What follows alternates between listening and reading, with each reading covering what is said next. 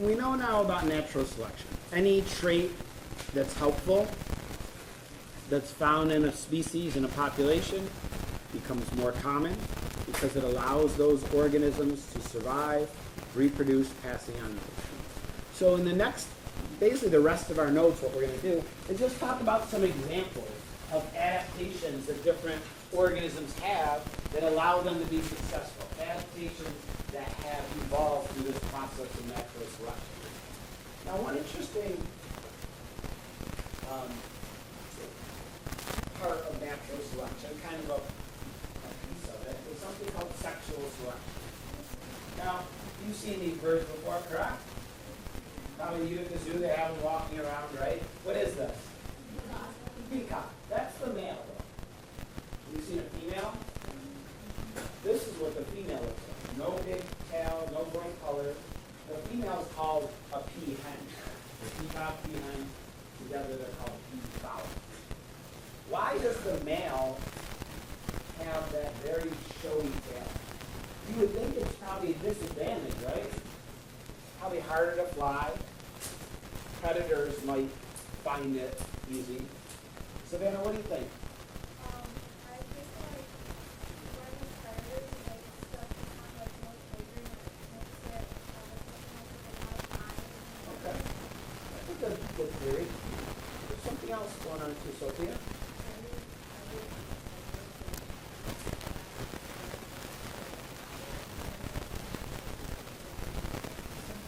Okay.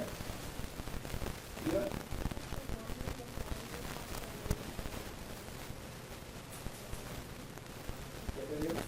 Yeah.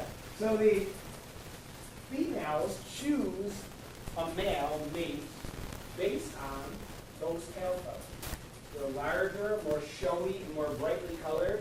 The tail feathers in the male peacock, the more likely that male is to find a mate and then therefore pass on those genes to the next generation.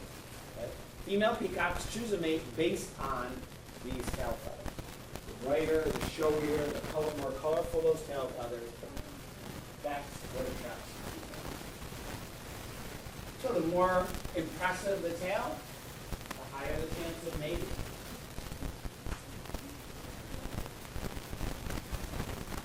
And so this is an example of what's called sexual selection. And that it's not based on one survives better than the other. It's based on which are more likely to reproduce. Because males that have boring, small tail feathers don't generally get a chance to reproduce, and so those genes don't get passed on to young. So in this example, the trait that's selected for is having that large, colorful tail. Having a small tail is selected against. So this is a common situation in animals. Often, the male of a species is more brightly colored, and the female is kind of more dull in color. Does anyone know what mallard ducks look like? What do they look like, Joey? They're more brighter. Yeah, they have a green head, right? Red in their neck, blue in their wings. But that's the male mallard. The female mallard is kind of brown in color. A male robin has a bright red breast feather. The female robin is much more sort of brownish in color. Lots of fish. The males are bright, the females are just sort of red. And so those are examples of sexual selection. It's better for a female to be boring in color because often they need to take care of the young, they need to incubate the eggs, so it's better for them if they could just blend in. For the males, it's better to be bigger, brighter, showier to help attract them. When we think about natural selection, any variation present that's positive, that's helpful, that's selected for, over a long period of time will become more common, more abundant.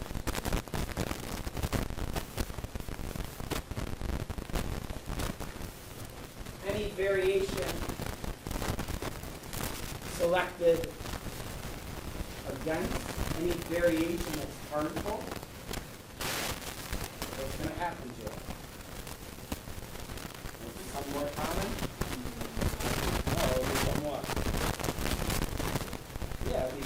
less common, rare, extinct maybe. I would never survive 15,000 years ago. I have horrible vision. I can't see anything. Luckily, they were in contact, but if I were born 20,000 years ago, I wouldn't be able to hunt. I wouldn't be able to get away from predators. I'd definitely be dead. These are trout eggs. Thousands and thousands of eggs. Do they all make it into adulthood? No. Which ones do?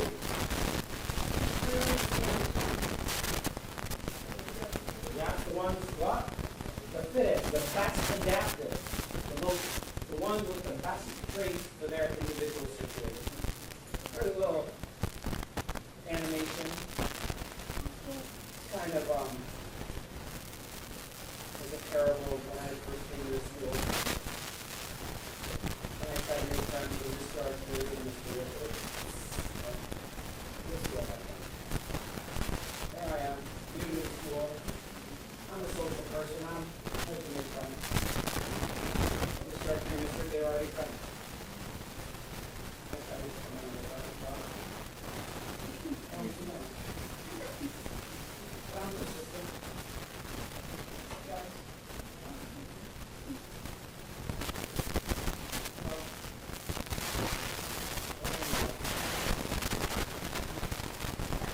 Why did I survive?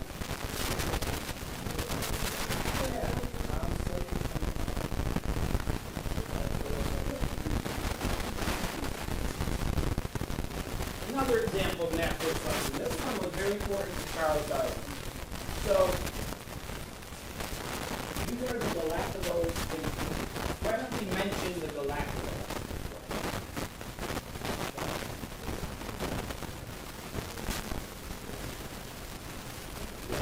Darwin traveled around the world on the HMS Beagle. One of the stops was the Galapagos Islands in the Pacific Ocean, just off the western coast of South America. And the Galapagos Islands are a series of small islands, some large, some small. And organisms on these islands probably migrated from mainland South America. When Darwin was traveling to these various islands, he noticed that the finches, a small little common bird, he noticed that all the finches are very similar to each other. But there was one important difference between them. And you see some of those finches here. What's the important difference? This one?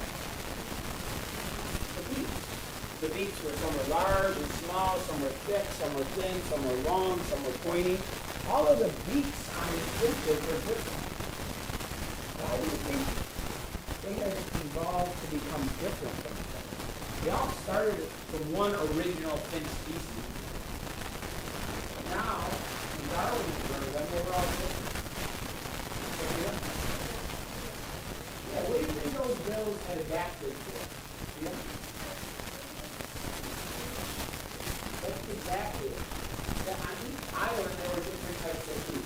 On some of the bigger islands, there was lots of plants and fruits and so forth. Other islands, there were more insects. Sometimes the seeds were large, sometimes they were small. So the beaks of these finches had adapted over time because of variation built up to suit the food sources that were on each island. They all came to one place, but evolved different beaks due to the different food sources on the island. This is a great example of natural selection. When Darwin observed these finches, you notice that one of the things that relied on them start thinking about how these finches became different from each other. So each beak is sitting for a different food source. What do you think? What kind of food might these finches eat? Bugs? Seeds? Ants? Yeah. This finch ate fruit. Its beak is made for coming through that fruit, cutting the stem of it. Some finches ate really thick, large seeds. They had cracked open with this really thick dough. On other islands, there were smaller seeds that were easier to open. The finches didn't need a real thick seed. Some ate insects, large insects, small insects, some even ate cactuses. And so these creatures helped Darwin start to think about it.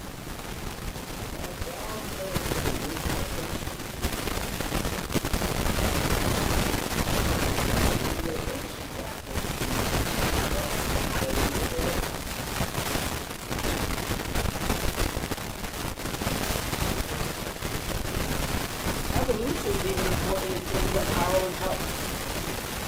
How many people have strep throat? When you're strep throat, there's a bacteria in your throat, growing, living on the tissue in your throat, damaging it, making it hurt.